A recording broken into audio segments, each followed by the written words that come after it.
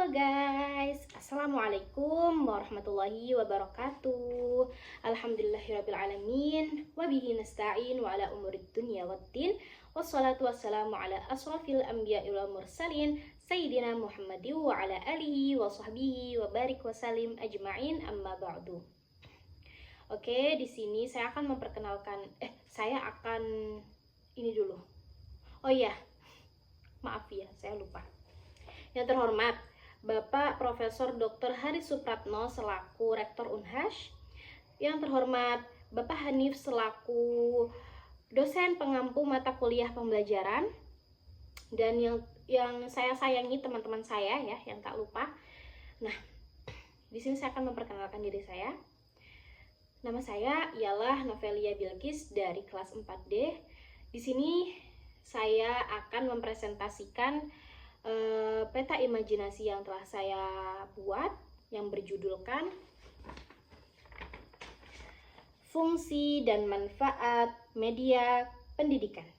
Di sini saya akan menjelaskan satu persatu. Oke, kita akan menjelaskan yang pertama, ini ialah fungsi afektif. Terlihat dari tingkat kenikmatan siswa. Maksudnya itu apa sih gitu ya. Nah, fungsi afektif sendiri itu media visual itu dapat terlihat dapat terlihat dari tingkat kenikmatan siswa ketika belajar atau membaca suatu teks atau gambar. Gambar atau lambang dapat menggugah emosi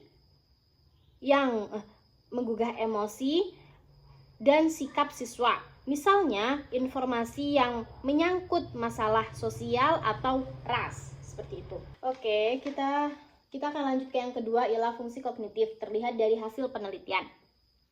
Fungsi kognitif media visual terlihat dari teman-teman penelitian yang mengungkapkan bahwa lambang visual atau gambar memperlancar pencapaian tujuan untuk memahami dan mengingat informasi.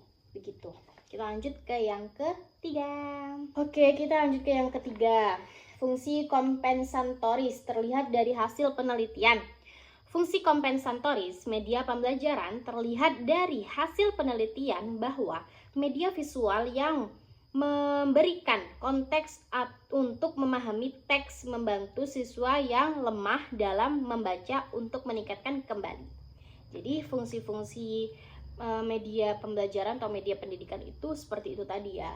Intinya itu dia itu memudahkan para siswa untuk memahami pembelajaran yang ada gitu, jadi memudahkan para siswa. Itu sih fungsi utamanya ya. Jadi fungsi yang sangat singkatnya itu seperti itu, untuk memudahkan para siswa untuk memahami suatu pembelajaran seperti itu. Jadi kita para pendidik itu harus punya ide-ide yang kreatif untuk memunculkan media-media pembelajaran yang sangat inovatif itu, teman-teman. Jadi kita lanjut membahas manfaatnya media pendidikan atau media pembelajaran. Oke, di sini kita akan membahas manfaat dari media pendidikan atau media pembelajaran ya. Di sini ada teori-teori, ada 4 teori ya teman-teman. Menurut Cam and Titan, menurut Dale, menurut siapa ini ya? Hamalik, atau menurut Sujana dan Rifai gitu. Ada 4. Kita akan menjelaskan satu-satu. Yang pertama itu ialah Cam dan Dayton. Di sini terbagi menjadi berapa poin? 5 poin. Yang pertama, penyampaian menjadi baku. Yang kedua, pembelajaran menjadi lebih interaktif. Yang ketiga, kualitas dapat ditingkatkan. Yang keempat, pembelajaran lebih menarik. Yang kelima, waktu pembelajaran dapat dipersingkat. Yang keenam dan lain-lain. Itu sebenarnya masih banyak banget guys gitu. Terus lanjut ke yang kedua. Aku mau menjelaskan. Yang pertama, setiap pelajar yang melihat atau mendengar penyajian melalui media menerima pesan yang sama. Terus yang kedua, media dapat diasosiasikan sebagai penarik perhatian dan membuat siswa tetap terjaga dan memperhatikan.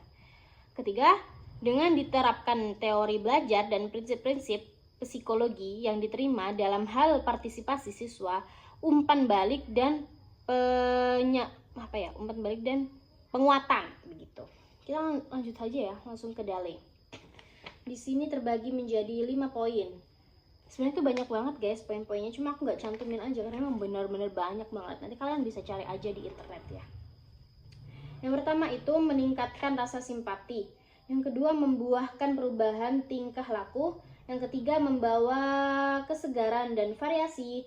Yang kelima memberikan umpan balik. Yang keempat memberikan umpan balik. Yang terakhir dan lain-lain. Nah, itu nanti kalian kalau misalnya masih kepo nih manfaat-manfaatnya apa, kalian bisa searching aja di platform internet, itu banyak banget guys.